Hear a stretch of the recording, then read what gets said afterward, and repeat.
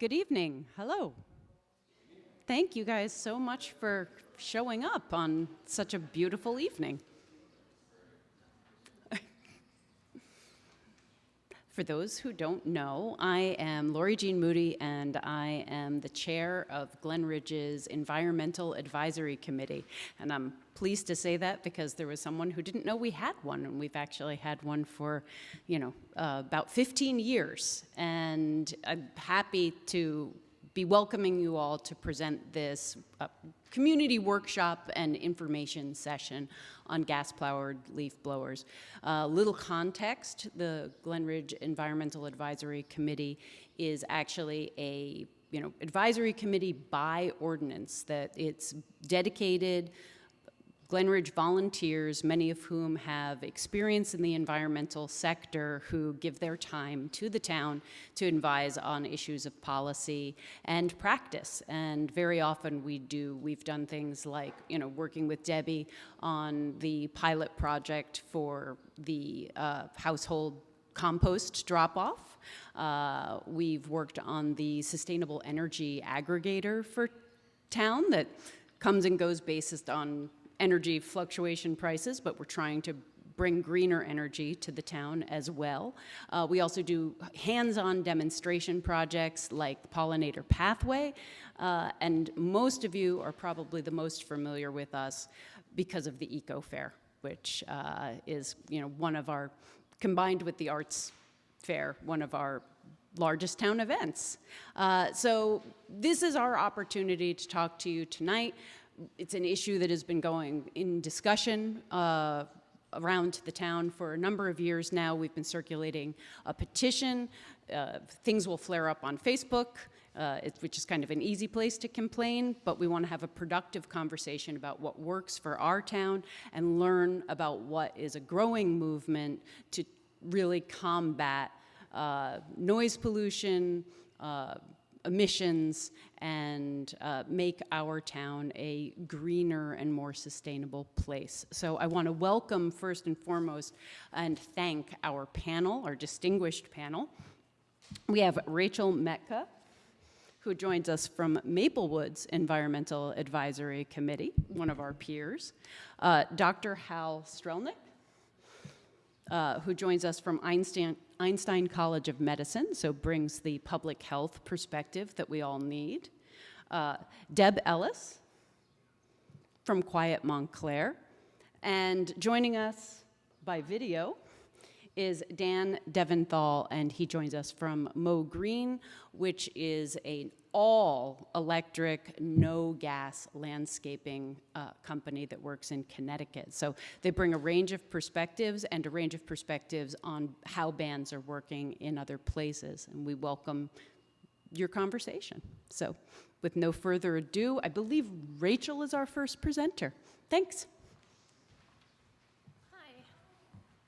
Hi, so as I said, I'm Rachel, and I'm a resident of Maplewood, member of the Environmental Advisory Committee, and founder of Quiet Maplewood. So a little, hi, yeah. Maplewood banned gas-powered leaf blowers year-round, effective January 1st of this year. Tonight, I will give a brief history of the ban, describe the positive impact the ban is already having in Maplewood, and finally name a few key factors that led to the ordinance. So for the history, Maplewood has a 20-year history of advocating for restrictions on gas leaf blowers. An ordinance was enacted in 2003 mandating the use of a 65 decibel blower quieter.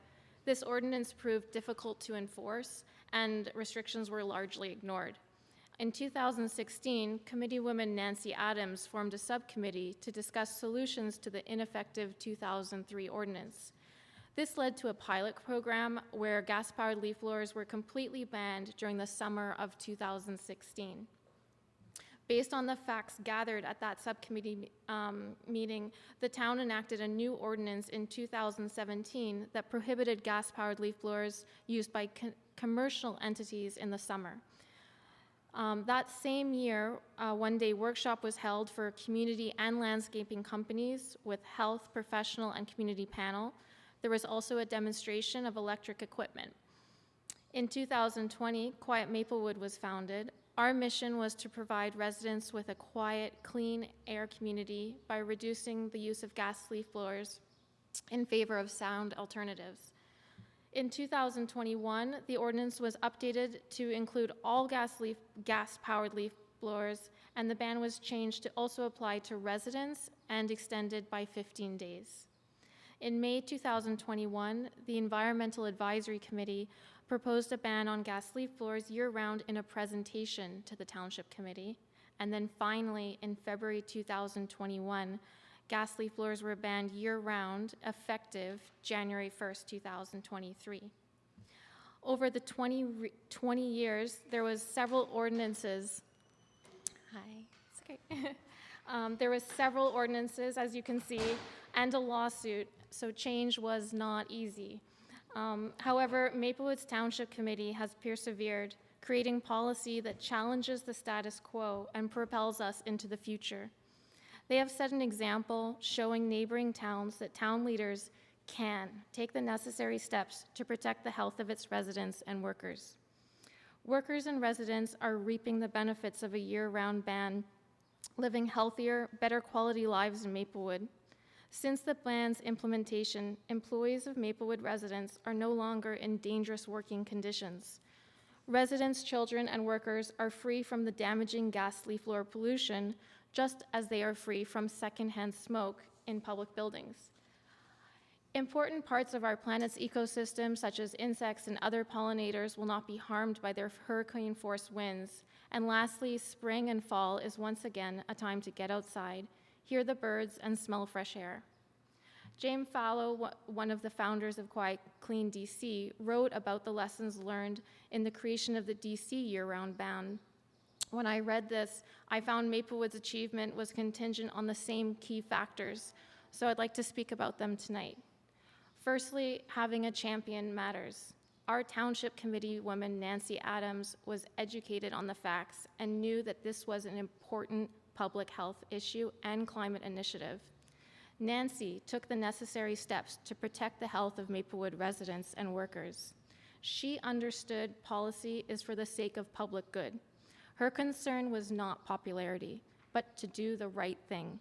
She showed true leadership. Showing up matters. Residents were vocal at Township Committee meetings and wrote emails in an effort to educate the leaders of our town for the reasons for the greater restrictions. Quiet Maplewood's website had facts, alternatives, and action items which were communicated through social media, mail, and news channels. Facts matter. The information presented to the Township Committee was the truth, facts and science from our most trusted institutions. Health professionals volunteered their time to come to our meeting to relay the facts. The focus was on public health and climate. We did not let feelings or opinions get confused with the facts. And finally, technology and timing matter. Understanding that technology was on our side. We were also lucky to have Dan Devenol, who's here this evening to speak, at our meeting and show how far technology has come. Electric equipment is a safe alternative that has become increasingly affordable, providing a win-win for all. Many towns have implemented a complete ban on the East Coast, Larchmont, New York, Washington, D.C., and most recently, Maplewood, New Jersey. In New York and New Jersey, bills that ban the use and sale of gas leaf blowers are making their way through the Senate. I encourage Glen Ridge to be one of the examples for them to look to. The question is not if Glen Ridge will ban gas-powered leaf blowers, but when. A decade from now, will Glen Ridge be proud to have protected their workers and residents today? Thank you.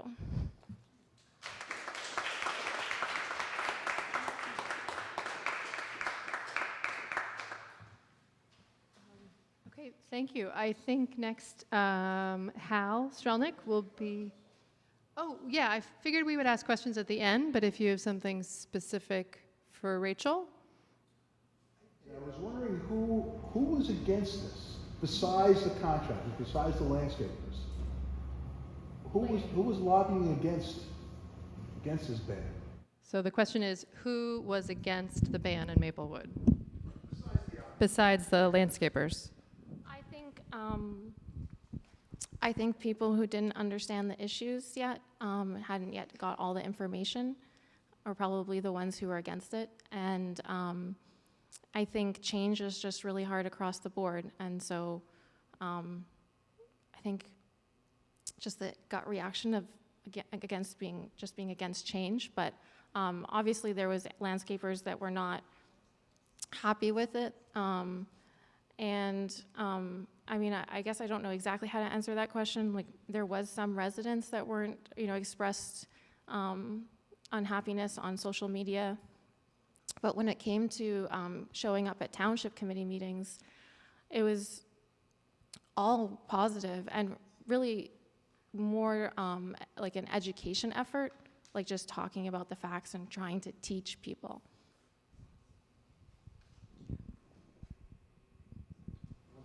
Sorry, I just have one more question for Sure. Rachel. I would like to know how have landscapers in Maplewood adjusted to this ban in terms of how they staff, how they operate, how they clear the leaves, what are they usually doing, and so on. And I'm going to suggest, because I think, Deb, you're going to talk about that for non-club. Like, I think hearing, because we also have a landscaper who's going to present. So if people don't mind, I think we could have a more engaged conversation about all of the issues once we've had all of the panelists there present. But I'm not shutting conversation down. I want to just bring it all together. So, yeah, and we can circle back because I think we all have even our perspectives from what we've heard from other landscapers as well, because we've been doing research on the town level. Hal, are you? Try to, Let me just, yeah, get that right.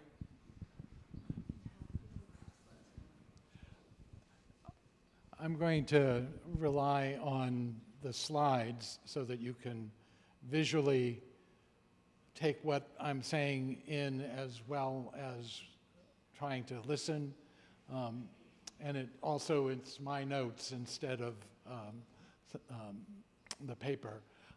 Part of the reason I got dressed up tonight was because I'm a family doctor, and some of the criticism that has been lodged is that it's just my opinion, and I'm not representing the larger scientific evidence about the health effects of both the noise as well as the emissions that are created by the gas-powered leaf blowers, which are uniquely toxic machines, which I will try to describe.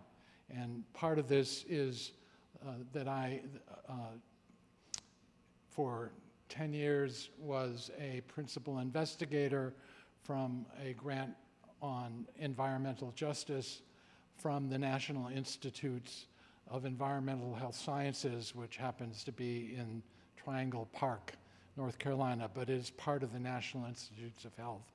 And you don't get this by being a family doctor that is just giving their opinion.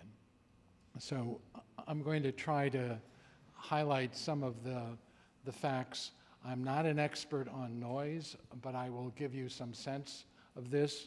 I would recommend that the New York Times kindly printed on June 9th a major study. They had 7 authors on the article they published, which highlighted some of the profoundly disruptive and dangerous issues related to the noise, much of which has been difficult to measure in the populations that are most affected, which are increasingly with people working at home. It's not just the children and those who are retired, but it's really everyone that has, and I would just recommend that you look at that because it's a very good summary. And some of this I'm borrowing from my co-presenters from when we did the presentation in Maplewood now a couple of years ago. The other,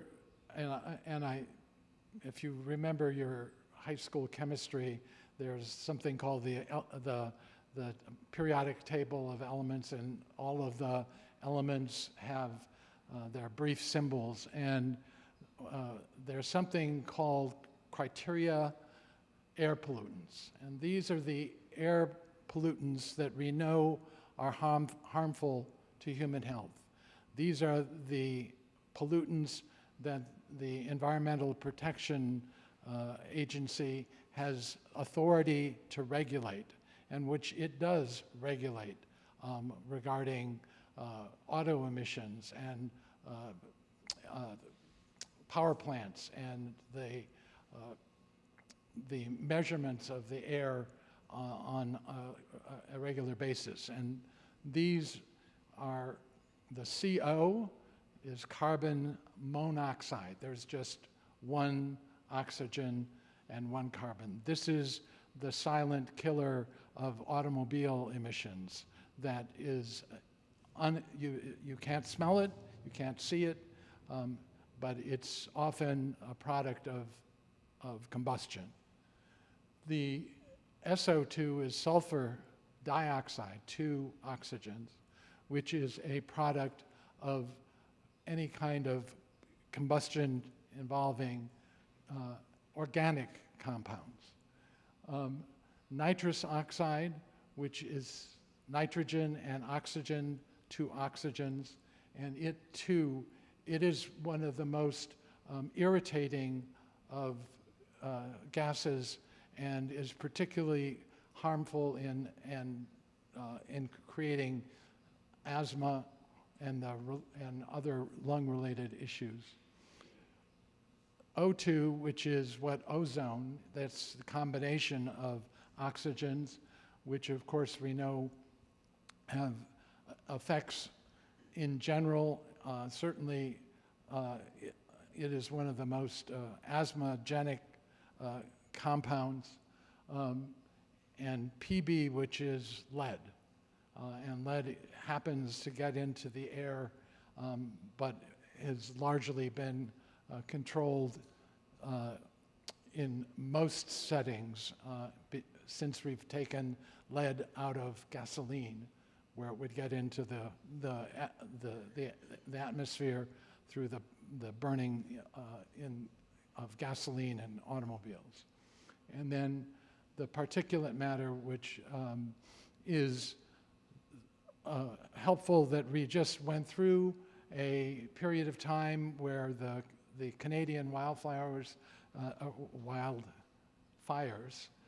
did I just say flowers? Created a huge haze. Now, if you can see it, it is big. And we'll talk about how much more toxic those particles are that are small or tiny, what they call fine and ultrafine particulate matter, and these also are regulated as criterion air pollutants. Next slide.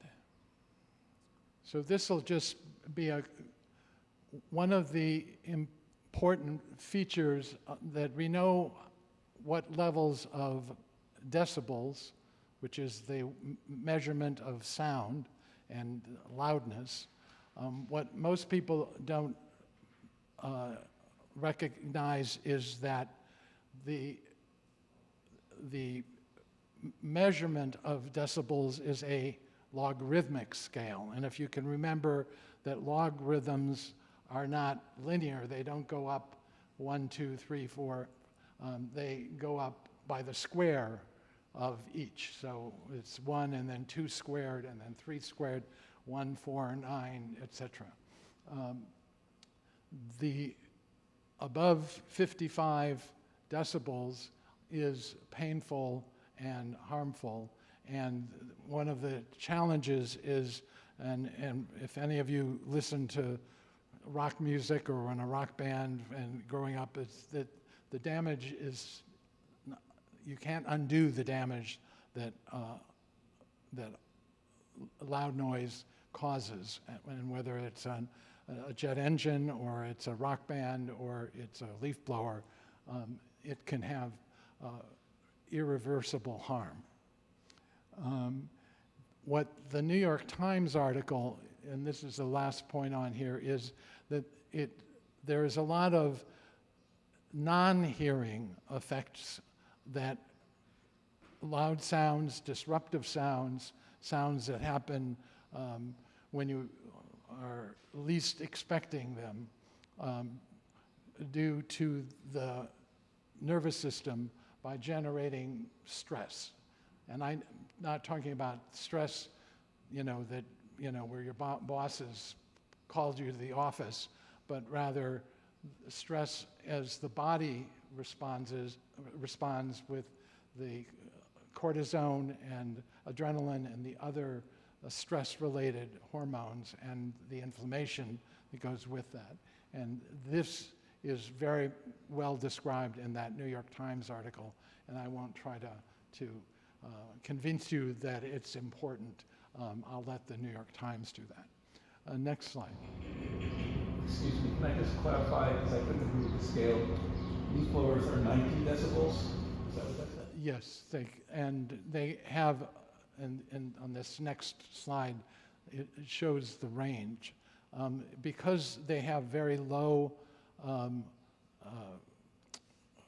frequencies, that they're capable of penetrating buildings, and the usual means for protecting one's hearing from them are not available, and they have the range of something on around 800 feet, where they will still go into a home from the front lawn of a neighbor.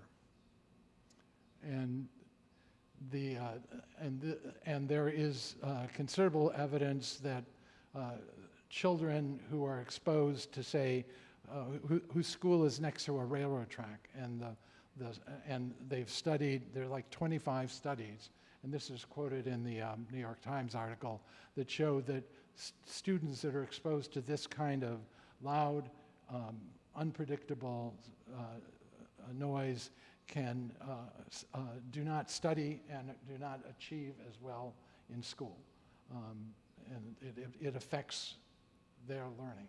So it's not, it has subtle effects as well as profound effects. And next slide. So this New York Times is kind enough to compare the amount of the unique character of a two-stroke engine, which is what a gas-powered leaf blower is how much noise, because there's no mufflers, there's no efforts to, it's not like an automobile or even a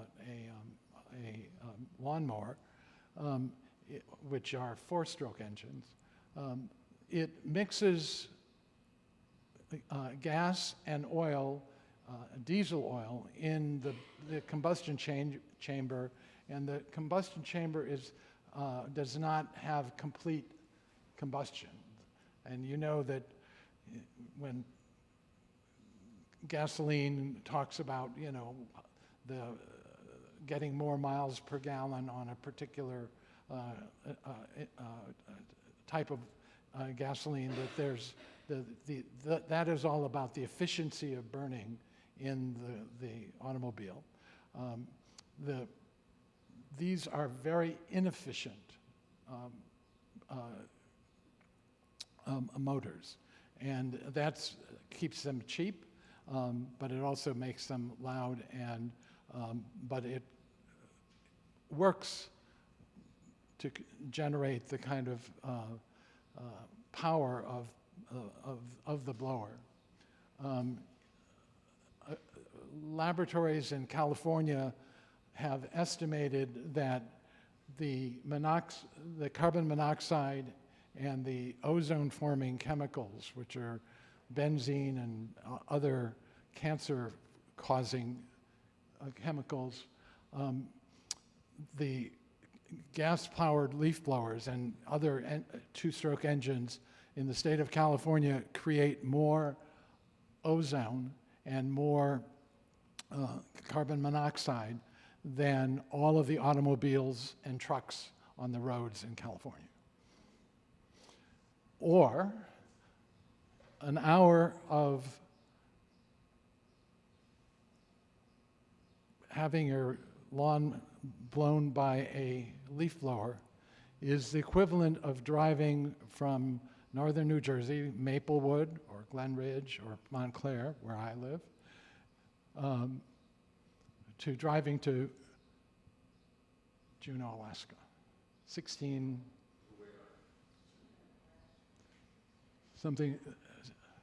38,000 miles, 3,800 miles.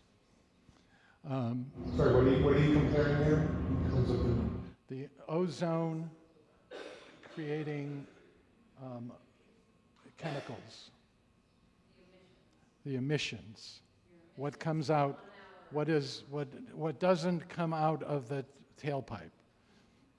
You know, what comes out of the tailpipe of the car compared to what, and I didn't come up with this idea, that these laboratories in California did this. And I'll say it's been validated, you'll see it on your fact sheet with even Edmonds, which is, you know, your car research. So it's a bunch of data points that validated. California Air Resource Board also states this fact. It boggles the mind. And I understand why, but that also gives you a comparison to, because we insist that automobiles have mufflers for their noise, and the catalytic converters and all of those have been developed so that what comes out at the end does not have the high amount of the criterion pollutants that we were talking about. That's why the lead was taken out of the gasoline, because the lead helped quiet the engines. And for many, many years, that was the greatest source of lead in the environment. And that has changed, and as a consequence, lead is much more concentrated to exposure of old paint and the products that go with that. Just the next slide. This is just to give you I've circled the particulate matters, which are 2.5 microns, and in blue, and the particulate matter in 10 microns, so 4 times the size. And what is pictured on the right, on the left, that sort of rock-like, that is a grain of sand. And those big branches, that's a human hair. And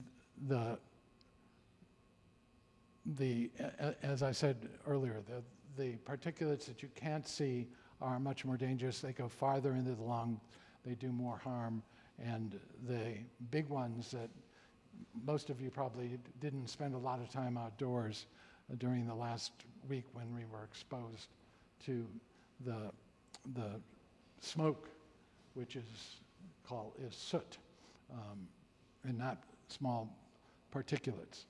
The problem with the kind of combustion that two-stroke engines have is that it creates very high amounts of the particulate matter, both the 2.5 and the 10 microns, as well as disturbing that on the ground. And it takes about a week for it to settle, but you don't see it. This is something that you would have to measure scientifically to assess. And it's this which is toxic to the person that's doing this, but also to the people that come and spend time in the yard afterwards. I think that's, and I'm a big advocate of leaving the leaves, and I think that Deb Ellis is going to be talking about that, or before the electric model of lawn care. Thank you very much.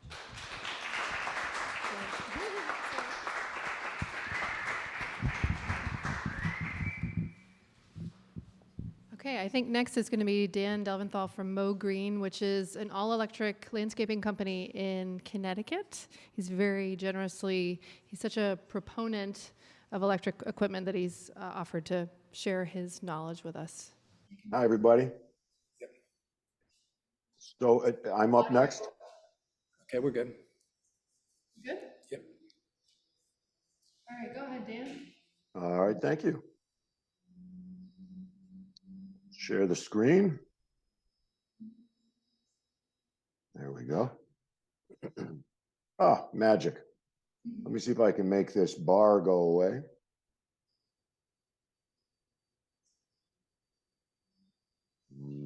Hide the floating meeting controls. All right. Well, it's nice to be among heroes, and I just want you to know, Amanda, Rachel, Hal, you're heroes of mine, and you're volunteering your time to try to make change for social good, for the benefit of us all, for the public health, and I appreciate it so much. You know, short of running outside and disarming people when they're using gas leaf blowers, I do the same. I spend a lot of time trying to educate people and to affect change.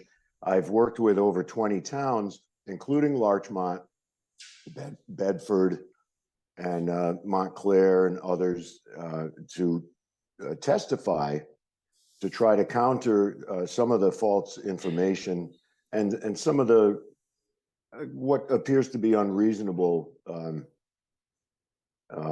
resistance to a change for better public health. It's about pollution, noise, and we extend our business and we try to avoid poisons and thug plants, you know, closely aligned with the pollinator pathway. So we have a business approaching $1 million in revenue. We're serving 10 or 15 towns, and everything we do is electric, not just the electric leaf blowers, but electric everything, mowing, hedging, trimming. And so we avoid tons of pollution and noise.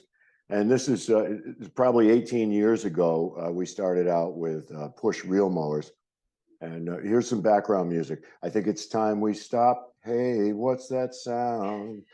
Too many gas leaf blowers all around. So zero emission lawn care, that's what we've been all about since day one. I thought it was about consumption and pollution and noise, and more about consumption. But the more I learned, the more extreme the pollution aspect of it became obvious to me. So we deal with cost, benefits, and considerations in this presentation. We partner with a lot of people. We partner with the local land trust. They have a green corridor where they're trying to restore biodiversity and prevent the collapse of the food web. That's the pollinator pathway issues. But this is about electric blowing primarily, but we kind of have a holistic overview of those 3 pillars of salvation that I mentioned, not just the pollution and noise, but the poisons and the bug plants, if you will. So this is from AGSA, the American Green Zone Alliance. I talk to them a lot. I've gotten some certification from them. And we know there's a lot of problems with gas emissions, health risks, the noise. And it is true that you can't think straight with that noise, and it's low frequency, travels long distances, it penetrates walls, it changes your health, it raises your blood pressure. So the operators, really, it's like being next to 10 or 20 tailpipes when they're operating these things, and they get things like vibration disease and a lot of gas and oil being mixed, and the fines that Dr. Hal was talking about. And the amazing thing is, I'm an old IT guy and finance guy, and I've done ROI studies for adoption of technology. I did a study for HP Global Services on adoption of recovery planning, business continuity planning and management software. So I've been doing these cost benefit analyses forever. And the amazing thing is that the smart money is on electric. And if the health hazards and the aggravation don't do it for people, the landscapers I'm referring to now, hopefully the pocketbook will do it. So a lot of waste, a lot of toxic aspects to gas leaf blowers specifically. So the battery powered equipment is quieter. And so I know that, I know of one town that kind of threw the baby out with the bathwater. They banned both gas and electric leaf blowers. God bless them. And Dr. Hal pointed out that electric blowers also scare up some particulate pollution, but there's such a better solution because they have high frequency noise, not low frequency noise. It's not nearly as damaging. It's not as loud, and it doesn't travel and penetrate walls the way the low frequency noise of the gas leaf blowers does. And so we use human power tools when practical, and we've had some innovations so that we can do less blowing, and I'll touch on that in a moment. But just as a reminder, 5 to 10% of our air pollution comes from lawn care gear. Dr. Hal mentioned California. They've realized that a lot of the GHGs and emissions are outpacing cars in California. If you've ever driven in Hollywood, an LA freeway or something, that's hard to believe. So if we can change this one industry, we can stop the increase in greenhouse gases. In 2019, the increase was about 3 or 4%. We can't afford that. The weather's changing. Look at those wildfires in Canada. So I think people are starting to understand that we've got to stop the increase in the carbon emissions, greenhouse gases, and the gas leaf blowers are the worst because they're two-stroke. The trimmers are also two-stroke. Chainsaws are also two-stroke. And those fine particles that get lodged in your lungs and all the other things that you've already heard about, just got to turn it around, start with the worst of the worst, gas leaf blowers. So we have a rich history, 18 years we started doing this. My brother got an environmentally linked lymphoma and passed away. And I'd been thinking about this fun fitness and eco lawn care business for a while. And when he passed away, I decided it was time to get off my ass and get the gas off the grass. So we invented a triple reel kit so we could mow 4 feet wide, 0 emission. We had a hydrogen electrolyzer making hydrogen from solar panels. And we've done a lot over the years. This reel-to-reel invention was helpful, but it was only in 2015 when we started to transition to commercial electric rotary mowers were we actually able to make a difference. And then here's a solar panel assisted charging, a 5-foot wide commercial mower. We're using one like that today. So the mission is 0 emission, and we do everything 0 emission, not just blowing. Blowing is the easy part. So different size mowers. Here's a community garden we serve. This is a picture from an article in the Irrigation Green Industry News. So all battery gear, charge with solar when we can. I relocated, so I don't have solar panels, but you can elect 100% renewable energy. And if we burn any gas in a vehicle, we'll buy carbon credits. So we buy carbon credits to 0 our carbon footprint. We're one of the few, well, carbon neutral is the term that people identify with, but it's really carbon balanced companies in the world. We've won a lot of awards, Global Smogathon and other Green America People and Planet Award. Now here's a little look at Glen Ridge and the gas lawn care business. There's about 2,500 lawns, and that represents about 10,000 metric tons of greenhouse gases. That's like 2,500 cars on the road all year. That's about 25 million auto mile emissions. The equivalent of 25 million auto mile emissions. That's like 1,000 trips around the world. That's what gas lawn care represents in Glen Ridge. And that's about a $5 million market. So I would think people who want to stop being public nuisances and change to electric, at least on the blowers, at least for a portion of the year, hopefully for year round, they've got an opportunity there. They could create a $500,000 business, $1 million business, getting, here's an IQ test, 10 to 20% of the market. Electric versus gas. When you buy electric gear, you're buying fuel in the form of batteries. So pricing, usually when you're buying enough to be on a par, power-wise, all those CFMs and newtons of force that you're going to blow with, you're typically spending twice as much as you would spend for a gas device, whether it be a blower or a mower. And I analyze blowers and mowers here. I'll focus on the blowers though. So blowing, the electric blowers now are probably 80% of the power of your everyday backpack beast of a leaf blower. And so there's still some modest debate about whether it's good enough, but I'll have you know, when the 600 CFM gas backpack leaf blowers used to be the norm, 4 or 5 years ago. But every year, they'd make them faster and they've always been so loud and polluting.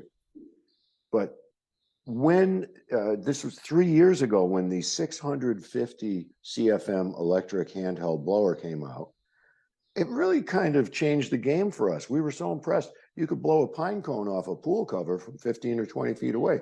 That's a lot of force. And do we really want much more force than that? Stripping topsoil and creating particulate pollution? We got to be more creative. The consumer is the boss. The homeowner is the boss. We should be dictating how things are done. We don't want a dust bowl on our property, and we don't want to lose our topsoil. We don't want to lose our mulch. We don't want to subject hibernating critters to a 200-mile-per-hour hurricane. So that leaving the leaves is a beautiful thing. So in terms of cost, like I said, I've done cost benefit analyses in technology industries, and I did it for this on a modest basis. So according to AGZA, the American Green Zone Alliance, and they partner closely with Quiet Communities Inc. out of Massachusetts, Dr. Jamie Banks, really good information, great resources. They consult the towns and all that. So they say, and I agree based on experience, that it costs 4 times as much to operate a gas leaf blower as it does an electric one. So we're talking about an hourly cost of about $1 to run a gas leaf blower. It's only about 25 cents to run an electric one. So there's a maintenance advantage on electric. There's less maintenance. There's less toxins and filters and carburetors, and the pollution, such a difference. The noise is different. So on a cost benefit analysis, what are the costs? Well, you've got to buy some new gear. You maybe have to do some training, maybe add a couple outlets with a couple circuits at your electric panel. We're talking hundreds at most, maybe 100 or 2 there.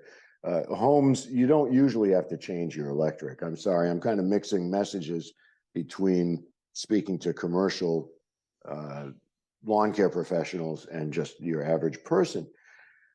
But these are the costs in red. And then the benefits are numerous.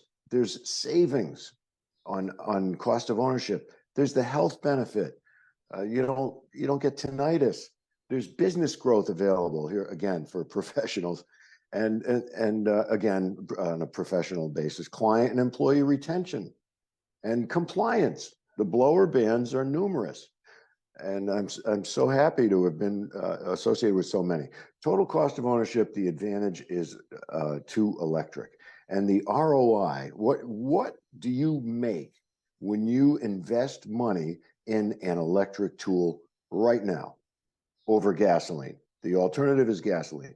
You make 10 to 50% return on investment and all those other benefits. So again, there may be people whose style of cleanup that they desire in the fall, when there may be heavy wet leaves, is they want everything stripped end to end, like it's their living room carpet. Hopefully those styles are waning.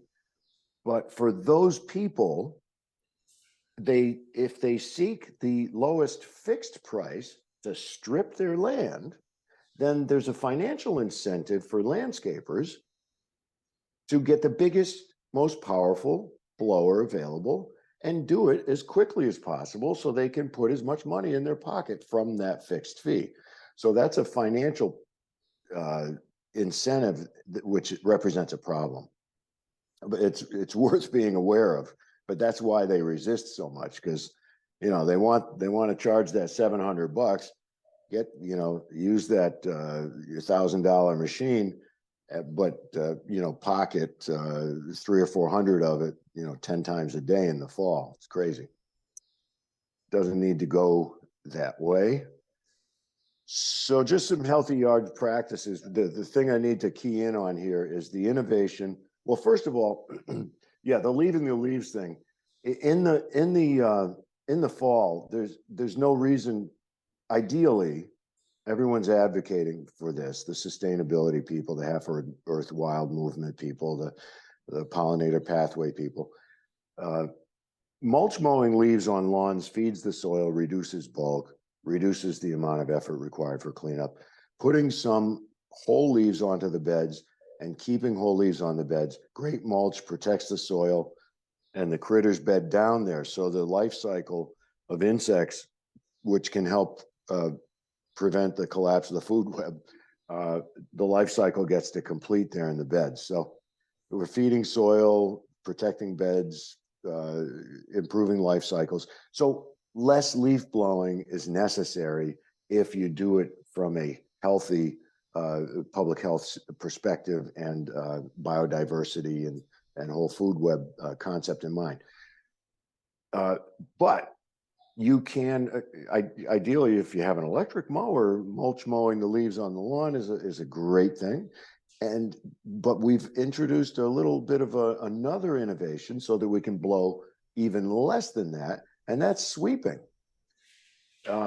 We've got these silent zero emission tractors, basically mowers, electric mowers, which, by the way, have an ROI of 20 to 25%, just like electric blowers.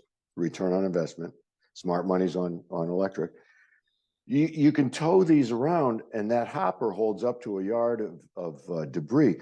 If you mulch mow and you still have extra leaves, and you make a few passes towing one of these lawn sweepers, you can fill that hopper, go bring it to the corner and dump that hopper. We've got a number of places that like to keep a pile of whole leaves and a pile of mulched leaves as resources. So we'll go over and we'll mulch some leaves up. We'll sweep some whole leaves and make a pile up. So sweepers are a great addition. Any excess that you couldn't take care of with mulch mowing, you just sweep up, less blowing. And so a little bit about blowers. I'm using Ego as an example here. And they have prosumer models, which you can go pick up at Lowe's or Ace Hardware. And they have a handheld unit, which is 765 CFM. You get let's say 3 batteries and 2 fast chargers, and you can blow all day if you really must. And so that kind of package is about let's say $1,000 when you're done buying the extra batteries and the charger. And then you have commercial equipment, the other prosumer equipment. Ego just released a backpack blower, which is 800 CFM, and they have a commercial unit, which is also 800 CFM. Those are very powerful blowers with a lot of battery power. These are probably a pair of 8 amp batteries, and this is a pair of 10 amp batteries. These are 5 amp batteries. Now, the cool thing is my company, we have backpack blowers like this on the wall, but everybody takes these out. And I've seen, I have a couple of women that work for us, and I've seen one of the more diminutive ones out there with one of these blowers in each hand. Well, okay, now you're kicking 1,500 CFMs, and they're balanced nicely. So we use these as a standard, and the investment is modest. Just to buy one of these with a battery and charger is $300. And that battery will run probably 15 minutes at full tilt, but you often don't need to run at full tilt. And if you need to run at full tilt all day, then you run into numbers like these. Whoops. Let me see if I can get back to where I was. Okay. This is the return on investment analysis showing the cost of operating an electric blower, the assumed number of hours per season, 500 hours per season.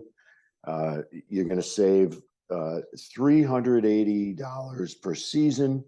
And if you buy an equivalent gas-powered backpack leaf blower, you'll spend $500, and then a whole lot of gas and maintenance. But if you buy an electric, you'll buy, ideally, if you really need to blow all day, you'll buy like 3 extra batteries and 2 extra chargers. You might spend $1,200. So you'll spend $750 more up front. But what does that mean over time? It means you're going to save $387 a year after that one-time investment of $750, and the ROI at that rate is 52% per year. How do you make double-digit return on investment on anything? Well, you can investing in electric gear. And so if you really want to go to more ruggedized, longer lasting batteries, longer warranties, then you might invest more than the $1,200 on commercial gear. You might invest $2,500 on commercial gear and power, but all that means is your ROI goes down to 27%, 25%. It's still double-digit return. Smart money is on electric. And now every tool manufacturer, you name it, name a gas tool manufacturer, Steel, Husqvarna, Toro, Ariens, name one. They have an electric tool line now. They know it's changing in the next 2 years. And so the legislation to protect the community is urgent, but it's happening either way. The smart money's on this, so and that's how we got to get the landscapers to understand that it benefits them too. And so, towing things using electric mowers is kind of cool. We can aerate, bag mow, and dethatch all in one motion. We can tow compost top dressers. So what about electric vendors? For blowers, Ego, Works, Makita, Steel, Husqvarna, Greenworks. These are all manufacturers. Ryobi is more of a consumer brand. Echo has, they subsidized a guy to come to these meetings and bamboozle everybody for years. Echo, but they're making electric equipment as well. So we like Ego. Steel is really good. Steel has a manufacturing plant in Tennessee. I like that. and I've heard good things about other manufacturers. Usually you get a tool line. It's like the first tool you get, now you've got a battery that you can share in the next tool you get. And so we just got started with Ego. It was convenient. It was at Home Depot. Not a bad value, but any of these, standardizing is helpful. Steel is a good one, and doing a little homework is a good idea. And I'm always happy to try to provide resources and opinions. Excuse me. So what's happening in the future? We may see gas prices go up, but we've got all these ill health impacts and global warming and wildfires and crazy weather. The noise drives everybody crazy. I used to have a company called Connect Remote. I really believed in remote working. I had a tagline: more compute, less commute. And yet it's really hard to work at home, and it's really hard to study at home with you can't think straight with this gas powered equipment being used. So it's a bad investment. And the laws are changing, and you are considered a public nuisance if you're using one of these things. Probably to a growing portion of the population, probably a majority. So electric, the density of the power is improving. In the last, there's even better stuff coming out in the next year or two. The science is improving. The charge speeds are improving, and there's more renewable power resources coming online, of course. So charging's better, run times are better, emissions are as low as ever. So it's a great way to go. My company has always been a zero emission. We've been at it for 18 years. We take care of 70 acres a week without any gasoline tools, without any gas leaf blowers. And I was out working on one of my favorite properties today, a 12-acre property. No gas. So you don't need gas tools, and we don't need the ill impacts of gas tools. So I just hope everybody understands that the time is always right, but the time is pretty urgent to do the right thing, and that is to go electric. And so we. Hey, Dan, we really appreciate the wealth of information you have, but in the interest of time, I'm gonna ask that we move on to our last panel. I mean, I think it's incredible and been so good for everybody to hear just how doable this is, and really the fact that the industry is moving in this direction is something that I think has been a hesitation for a lot of folks. It's the nervousness, really, that is it doable with electric? Where is the technology? And for a town that has so many people who do use landscapers, I think people have a fear sometimes about dictating to the field how they should do their jobs. So we really appreciate the fact that you could give us this level of depth about how doable the technology has become. Can you stick around for question and answer if we move on to the next panelist? Sure, all done, and I'd be happy to. That's it, Grant. Thank you so much.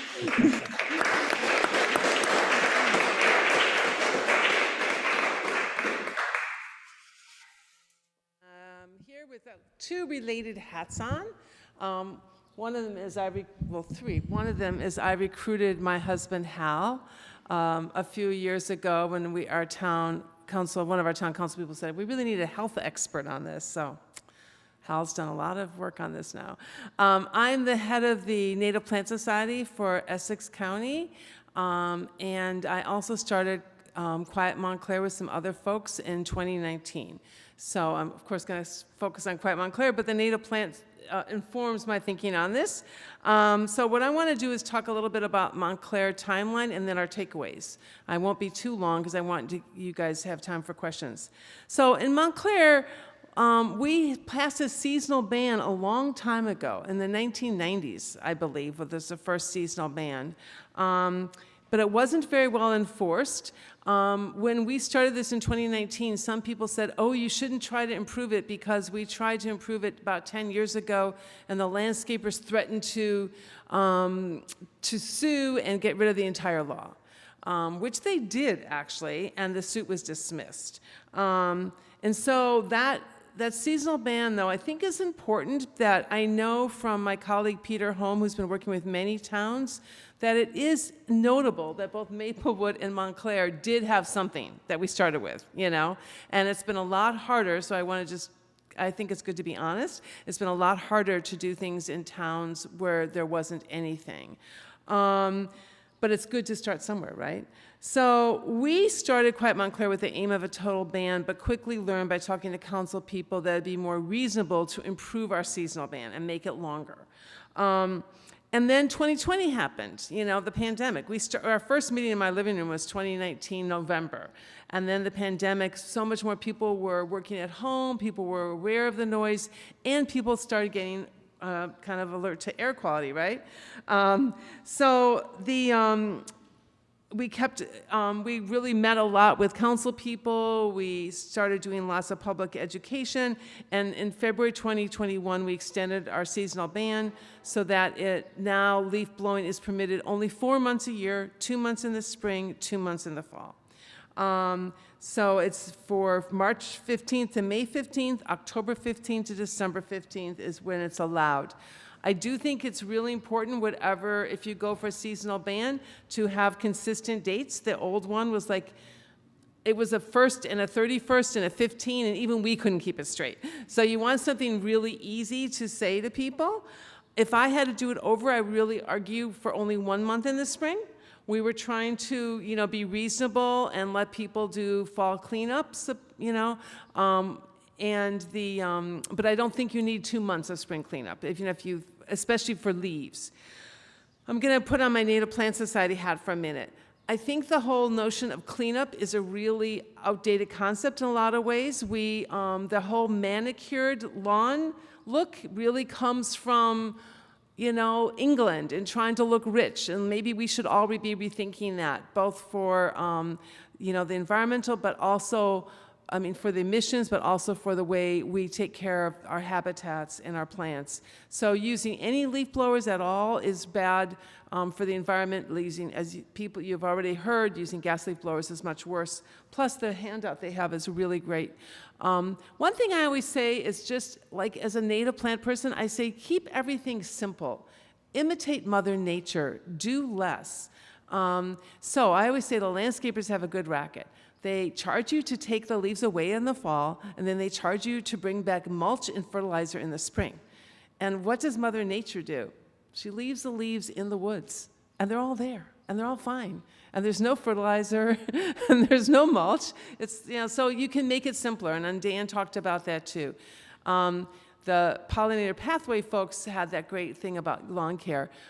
I was going to say, by the way, I haven't watered my lawn in 23 years I've lived there, so you can actually never water your lawn, and it'll develop deeper roots. That's kind of off subject, but.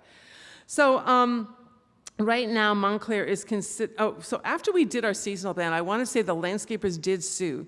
They sued based on that old lawsuit, and they said that Montclair had agreed to never, ever do another leaf blower ban, and the judge dismissed it. You know, they had agreed not to do it in the next couple years.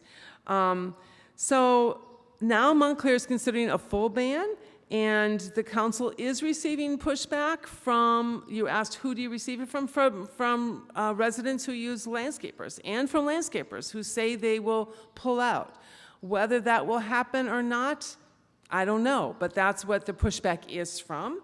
Maplewood has actually not had a fall season yet. Their law just became effective. I think it'll be really helpful for all of our towns to see how Maplewood does with the fall cleanup with electric blowers. So that'll be, because Maplewood has been a beacon for all of us. So I think that, you know, it's good to, the more towns do this, the more we have the examples. I mean, DC's law has been effective for a couple of years now. And when we were saying DC is a model to our council people, they said, oh, DC has no leaves. They have no trees. That's ridiculous. DC has many residential areas with trees. So So that's kind of where we are in Montclair. I think we will get a full ban. The other issue is when you pass a ban and when you make it effective. So I think in Maplewood it was a year from passage to effectiveness. About that. Yeah. And so in DC it was several years, but as more towns are doing it, I think that it can be much shorter time. But you might, I think it's good to give people some notice, especially if there's a full ban. I do think that for most towns, starting with the seasonal ban, is going to be easier. You do not need to blow leaves at all in the summer, right? It's really that and I love his sweep idea, and because you see people with these gas leaf blowers pushing around one leaf, right? It's just common sense. You don't need to do that. So a lot of ways, maybe start with a low-hanging fruit, perhaps. Like I said, I wouldn't allow 2 months in the spring anymore. I think the other thing I want to emphasize is that the law is only the first step. Enforcement is very important and I want to be honest, has been a problem. It's been better with our our smaller seasonal ban and more enforcement, but our town has never it would be good to put a notice in the water bill. We've never done something like that. We've educated landscapers, but a lot of landscapers still don't follow it. This morning, we were sitting, reading the Times, and I heard a leaf blower. And I'm going, Hal, is that a leaf blower or a chainsaw? I go, okay, I think it's a leaf blower. I'm getting in the car and finding it. I actually thought it was around the block. It was 3 houses down. And I said, this has not been, you can't do this after May 15th. He goes, oh, I knew it was sometime, I didn't know when. So it's constant enforcement.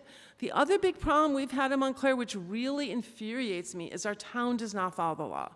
And that is a real problem. So I think you should work with your town public service too, if you can. We have not had a person like Nancy Adams who is the proponent. We have had supportive council people, but if you can find someone, if we could clone Nancy Adams, that would be very nice. But also I think our town has been even more resistant. We have a town manager form of government. And last week on Wednesday, the red air quality, someone from our town was using a leaf blower, an employee of the town. Can you believe it? What were they doing outside like that? So it's that has been a very, very frustrating thing for us. And landscapers have told us that they don't want to follow the law because the town doesn't follow the law. So I just want to tell you that that's been a frustration for us and continues to be. I also want to say that I think health seems to be the most compelling argument. We always were using health, especially after we got Hal involved. I think presenting noise as a health issue, which is what the New York Times did, is important.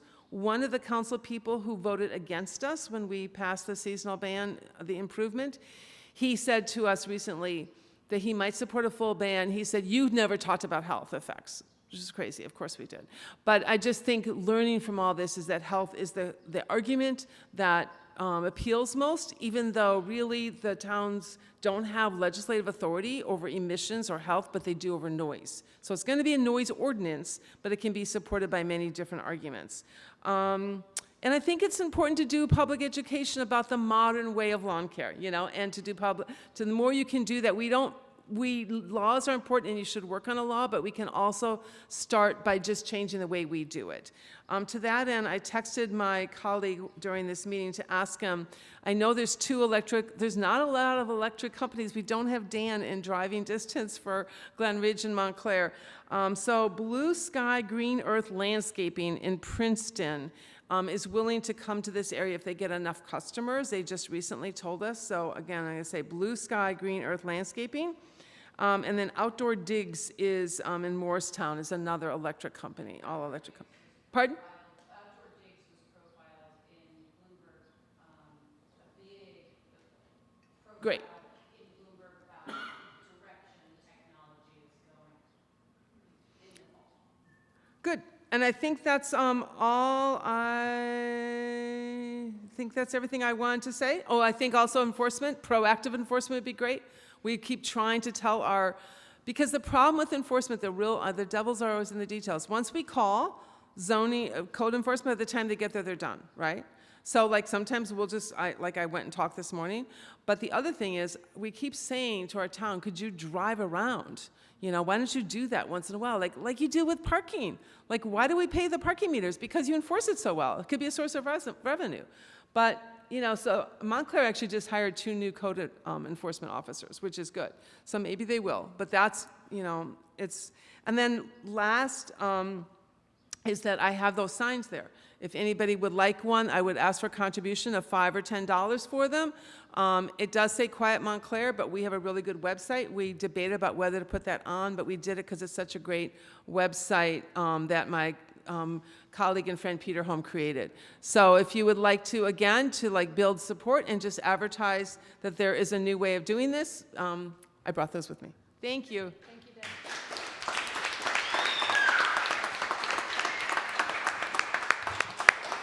I just want to say thank you to everyone for speaking with us and giving us so much good information this evening. Thank you all for coming. We'll open it up to questions. Dan, if you wouldn't mind, you can show yourself. Thank you. And panelists, if you wouldn't mind, just for the sake of the record, so we can have it on the recording, just to repeat the question as you answer. Go ahead. So my question is, if you have these seasonal bans, can the electric blowers be used in the other times? So there's an encouragement for electric? So that is mostly what most towns have done. You guys allow electric blowers all 12 months a year, correct? Yeah. Correct. But Larchmont, so some towns are banning electric blowers too, except for certain periods. So that's what Larchmont did. And there is, that is being talked about in Montclair as we're working on this new bill about whether to ban electric. Electric does cause damage to the environment, but I also think many people think that at this point you need to give people an alternative and it's going to be too big a lift. So Quiet Montclair we support not banning electric, at least right now, not now, because I think that it would be I just don't think it'd be feasible. And I just want to say that we have a copy of what has been proposed in Glen Ridge. We purposely modeled this ordinance on what Montclair currently has in place. We've also done extensive outreach, including to some of the landscapers, and we think that modeling our neighbors makes the most sense, especially right now, because we share the same, it's really the same companies. It's like, oh, now I'm over here. Now I'm over here. So we really think for ease of, what you said, enforcement, it makes sense for us to stay in step with our neighbors. So. Yeah, I'll go with Sarah. Oh, thank you. Is there any discussion about the number of leaf blowers that can be used at one time? Like, one of the things that drives me crazy is when there's 3 gas blowing leaf blowers in a yard that's the size smaller than this room for 10 minutes. With 10 leaves. Yeah. So I mean, is that part of the discussion at all? That even during the times that they're allowed, you can't have 3 people in 10 square feet? It is not that limiting how many. We're really taking an incremental approach, much like many of our neighbors have with this. And, we don't want the perfect to be the enemy of possible. There's a lot of research out there that shows that even having the seasonal ban does have a profound impact because you witness what happens just in an hour. I think what we're really looking to see happen is, people get comfortable with things. People in Montclair have gotten, more comfortable with the idea of the ban because it's seasonal. That's what's made a year-round ban possible. A big part of this for a lot of folks is the fact that the technology is catching up. It really is the idea that this is becoming more, just like folks who never would have bought an electric car are, seeing that the range is in place and that they're cool. The electric blowers based on what Dan has said and things that we've read and other landscapers have told us, Glen Ridge just bought their first one, DPW did recently. So there's an acknowledgement that the technology is catching up with the aspiration.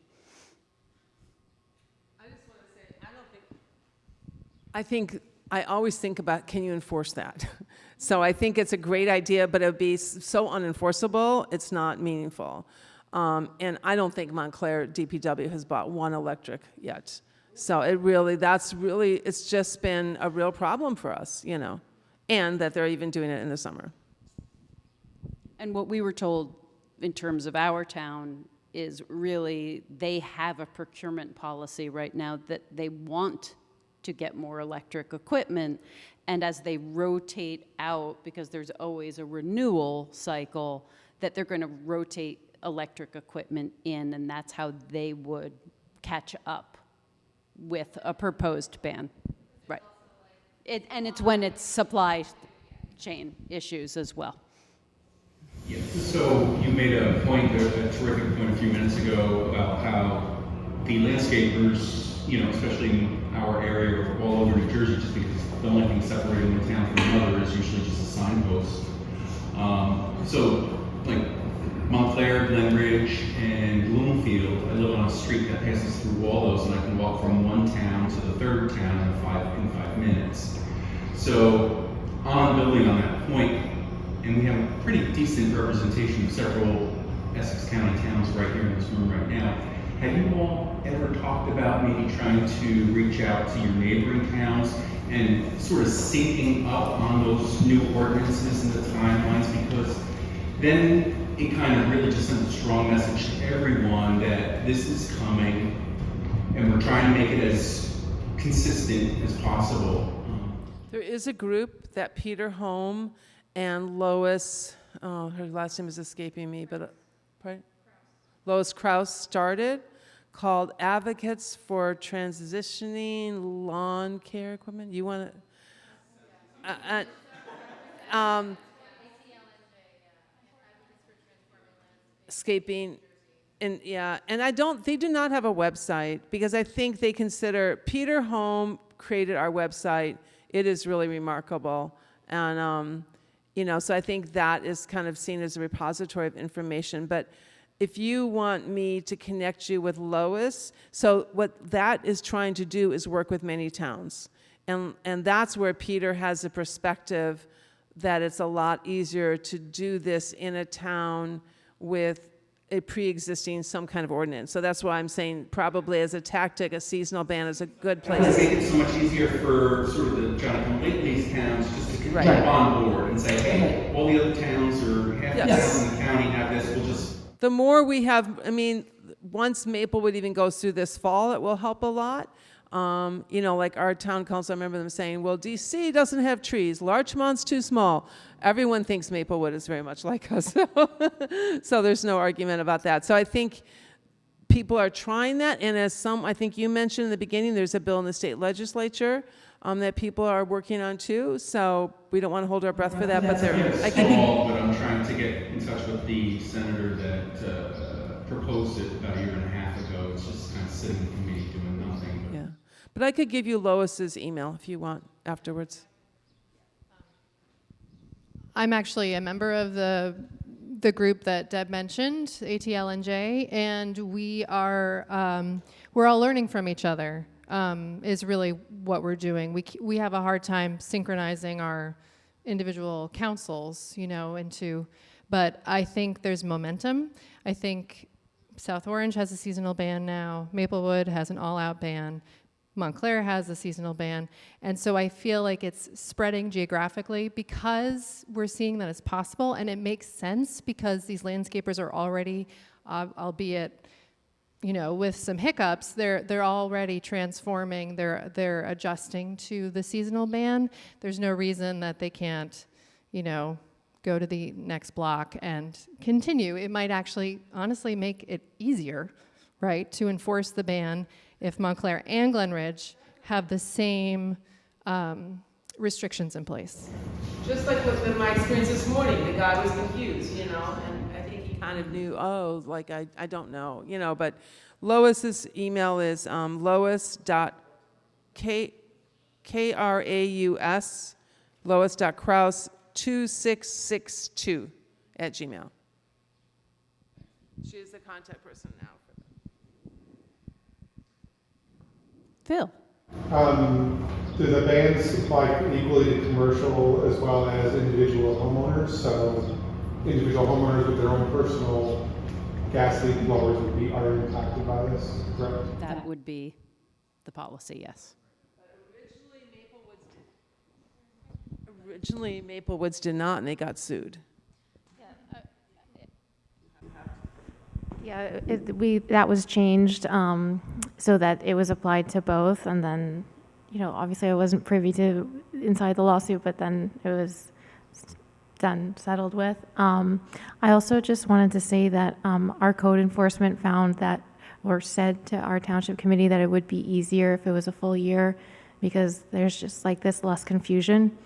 And DC did a phase-in, and so then you don't have to fight for it twice, because you basically have a partial ban that you've discussed and agreed upon that has an end date.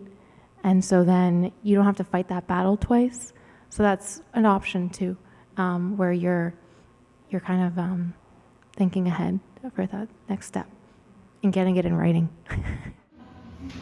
And then a second question for Dan, I guess. Can you maybe need to repeat for it, but what is your cost for homeowners relative to your competition that are, you know, using gas-powered equipment?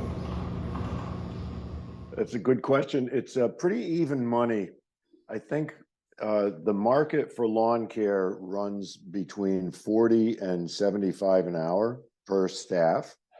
Often, if there's a person with a machine, it's closer to 65 or 75 an hour. Our business model is basically $60 per hour per person. So it's, I think that's probably where your market is. If you check a typical lawn where a couple of guys come in, they're there for a half an hour, probably a $60 lawn mowing. You know, basic maintenance, small to medium lawn. What we have been told so far is in Montclair, they have, in fact, you know, now they're not blowing in the off months. So they have neither reduced their price for not doing that service, nor have they raised their price for bringing on different equipment, because as I say, I think the equipment is phasing in anyway. Or at least that's so far. This question is probably best directed to Dan, but are there any sort of incentive programs that exist, particularly for the professional who wants to, you know, purchase equipment, whether it's like interest-free loans from manufacturers or from government entities, or anything like that, to basically make the transition less impactful up front? Well, presently, I'm not aware of one. There is a commercial lawnmowers actually qualify for the electric vehicle deduction up to $7,500. So there is a federal incentive for commercial lawnmowers, but I don't know of anything on the federal level for leaf blowers. And I think states individually are coming up with incentives. In Connecticut, they're considering, well, I'm not sure what happened with this bill, but they were considering a 20% rebate through retailers. Anyone selling electric lawn gear, they were going to do a 20% rebate, kind of like a sales tax, and just administer it the way they do sales tax. The retailers would do the 20% rebate. Consumer or commercial, or both? It would be both. So I'm not sure what became of that. I actually proposed one for a break on property taxes for people either doing it themselves or hiring an electric service.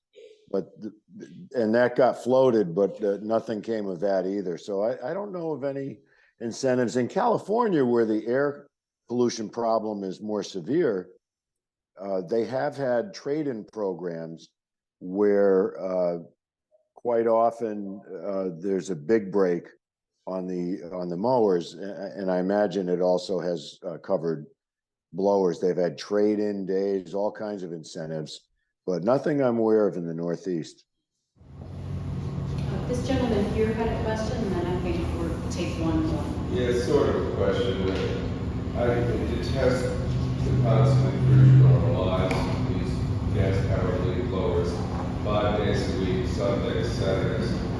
It seems to me if we're going to make headway, they should really be focusing on all of the environmental and health impacts of this stuff, because this town is full of small kids, and this town is full of small kids with asthma, and our neighbors have a perfect lawn and have constant leaf blowers and have just hired someone to kill all the mosquitoes to protect their kids. And it's like, it's such a merry-go-round that if Glen Ridge is going to do it, appeal to the health and environmental aspect of it. Everybody knows the noise is horrific, you know. Thank you. I'll leave you with this one quote that I love to the noise issue, because as you point out, noise ordinance is one of the ways it gets dealt with. You know, it's not like the health impacts of noise and have been unknown. This is a quote from 1978 from the Surgeon General. Calling noise a nuisance is like calling smog an inconvenience. So there are things we know.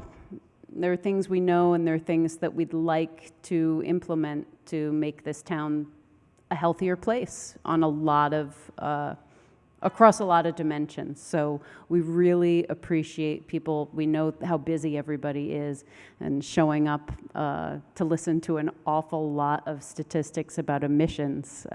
We really appreciate you turning out. Can I just ask what we as individuals can do now?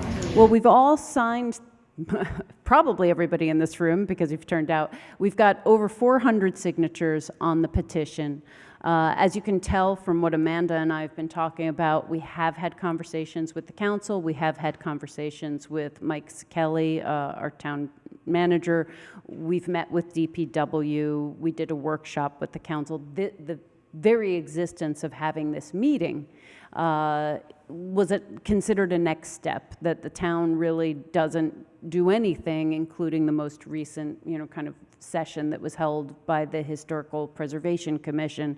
You know, it's just best practice to offer people the opportunity to comment, have a public comment period, answer questions. So this is our best effort to advance that and then really bring it back to the council. What I would suggest to everyone is, you know, we've delivered the survey, and they need to keep hearing from people. And Facebook is convenient, but our leaders, that's not where they are looking for the conversation. It has to hit Mike Sekeli and the council members' email boxes on a pretty consistent basis.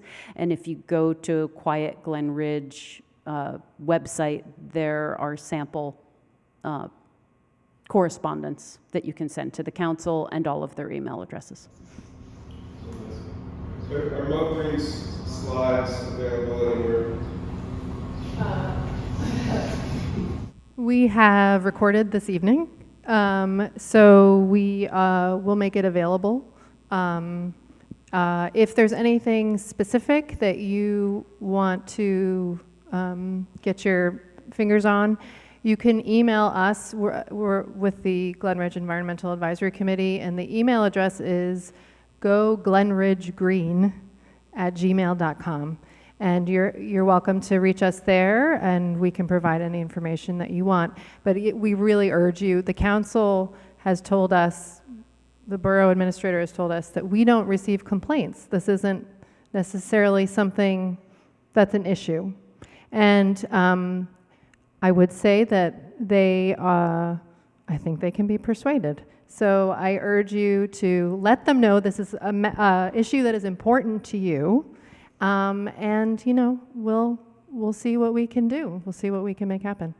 And we're encouraged that we have 3 council members here tonight. They drifted out one by one, but they came and they listened, and they have told us that it was important to them that we help us. What is the survey you mentioned? There was a survey that we did a while ago. Yes, it was a Survey Monkey. It was, yeah, I think it was pre-COVID. It was like it was for the environmental advisor, like issues. Yes, issues of concern. Yeah, but that was quite a while ago. But the petition, we have shown up at, you know. Oh, Dan has something he wants to say. Go ahead, Dan. Nice to see you all. Thank you. Thank you so much. Way to go. Thank you. And I think we're losing the train station too. So. Yes, thank you everybody for coming. Thank you.